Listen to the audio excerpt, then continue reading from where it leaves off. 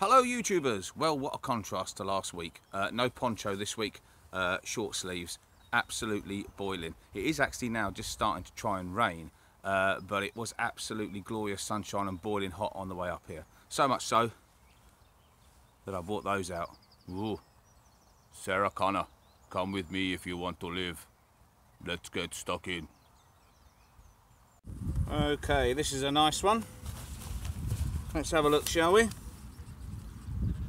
Numbers in the 50s, just here.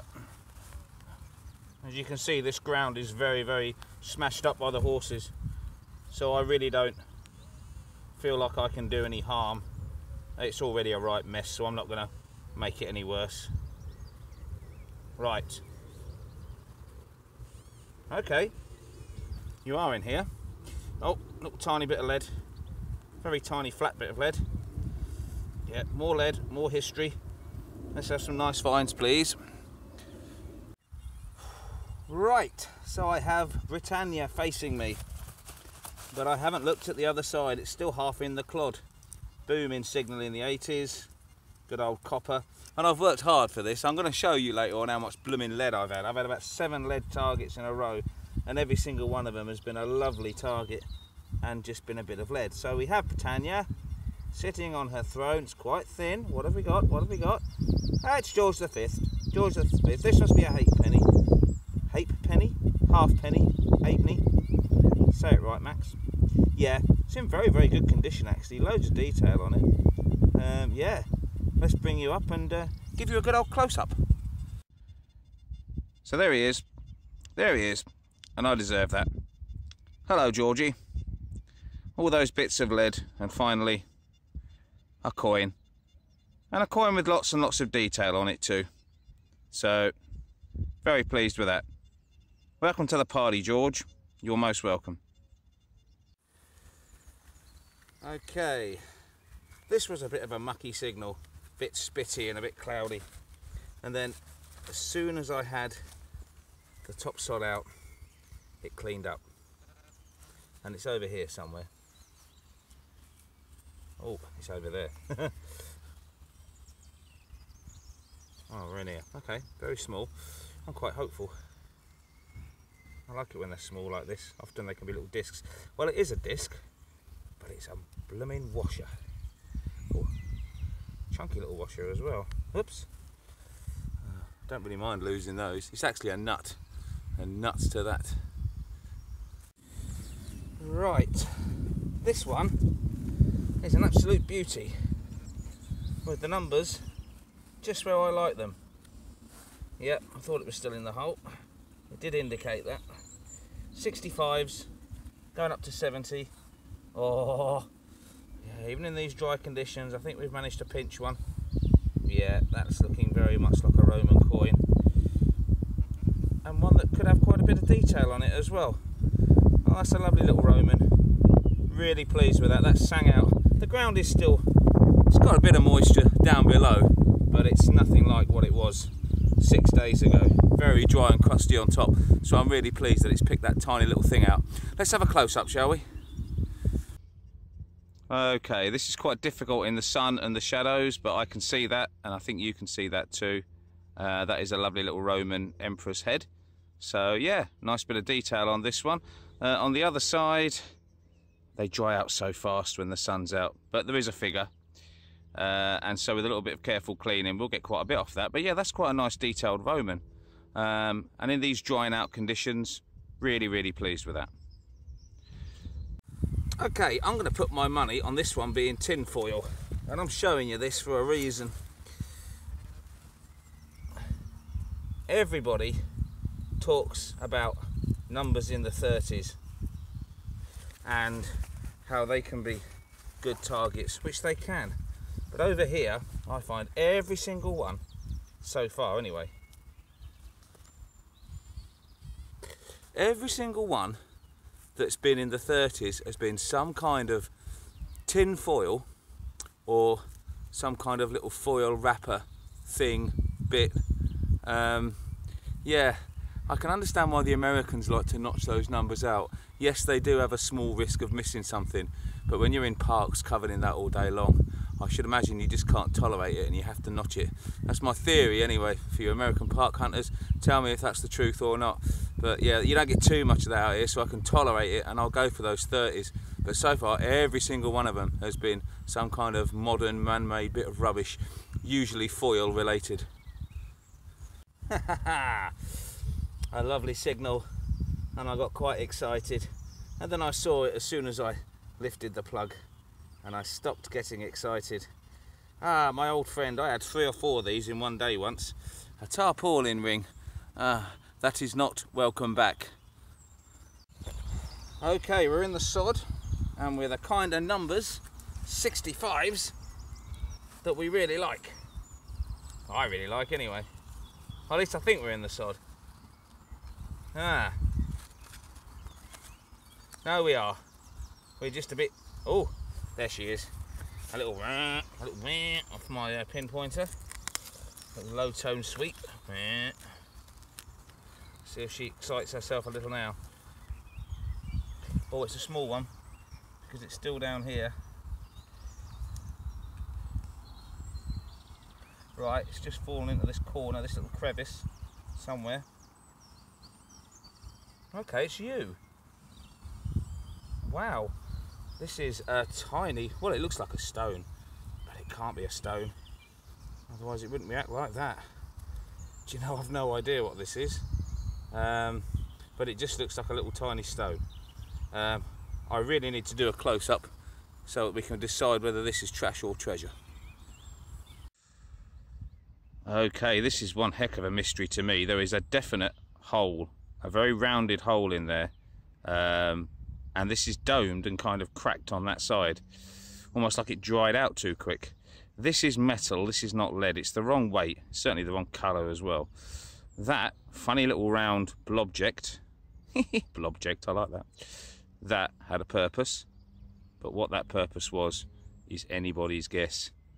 And if anybody's got a guess, please do guess away. That's a very old blob of something, but now I guess we're going to have to strike that one down as nothing. But yeah, somebody was using it for something once, I'm pretty darn sure of that. Well, what an interesting target that was. That started off in the 60s, and then I moved a bit of soil and it had a bit of an iron grunt and it went a bit horrible, and then it got good again, and then I couldn't find it, and then I thought it was iron. It just goes to show that Roman coins are like that. They can be very, very difficult.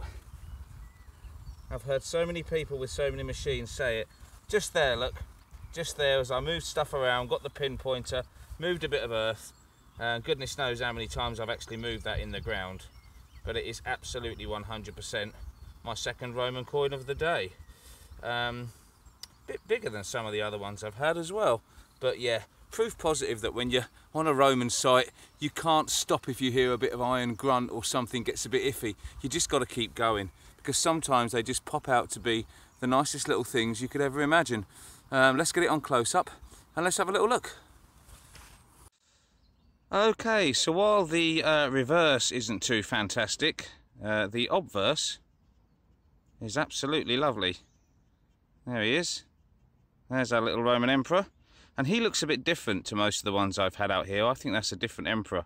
That little twist at the back of his hair is very different, and his face in general, a bit of a sort of like big old blocky-headed kind of guy, really. He's not one I'm used to seeing. I'm pretty sure that might be a new emperor for me. I'm going to find out one way or the other. But yeah, lovely bit of bustage on that one. And Roman number 2 for the day. Very, very happy. Well, you may remember we had one of these the other week, not that long ago.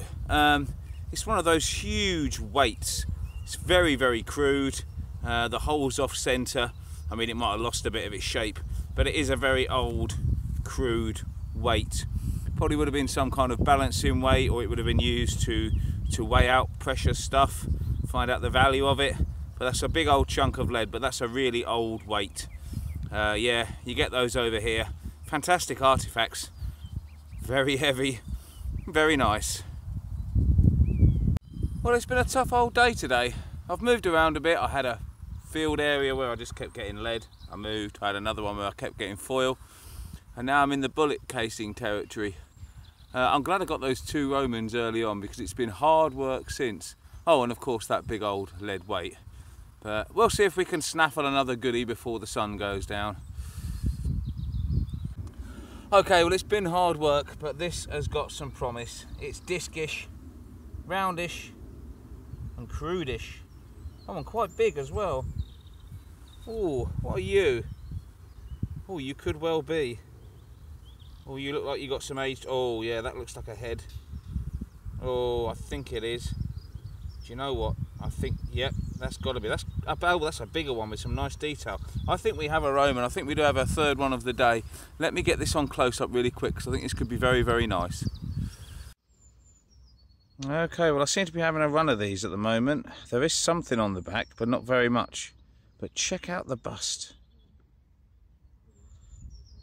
Oh, upside down. Look at that. Now he's a chunky chap. I'm not actually sure if I've got any of those. If I hold it there in the light, you can really make out his nose and everything. It's a bit of a slightly bigger one, that is, as well. But yeah, that is a beauty. Just come up, fresh out of the ground, and over 1,000 years old. If I turn it like that, look, it gets really hard to see it. If I turn it into the sunlight, you can make out his head completely. I'll have to clean that one very, very carefully. But that is an absolute beauty. And all the perseverance has paid off. Right, let's stop everything, shall we? Can you see that on the top of the plug? That is round and it's looking very ringish, and I haven't finished getting out the dirt yet, but I am extremely excited to find out what that is. So let me put you on full close-up, let me bring it in and let's push the dirt out of it together. But I've had a good look and fingers crossed, folks, this could be quite a nice find. Right, this is one of those moments that gets the old heart pounding. Is this a ring? It's got 2 little bits at the bottom that would suggest it isn't. But it looks decorative and it looks old. So let's push the rest of the dirt away. And let's try and work out what on earth this is. Well, it's old, isn't it? I'm pretty sure of that. And it's decorative. And it's got these little bits. So this must be a buckle. Yes, it is. But that's an absolutely beautiful buckle. Roman or medieval? Did the Romans use buckles? Oh boy, that's gorgeous. Oh, I've said it before, I love tiny buckles. Oh, look at that. It's slightly crude, but it's ornate. It's early, isn't it? It's an early one in absolutely fabulous condition. That is lovely. It's crude enough to know that it's old, but pretty enough to know that it was a proper decorative piece. Oh, that is absolutely lovely.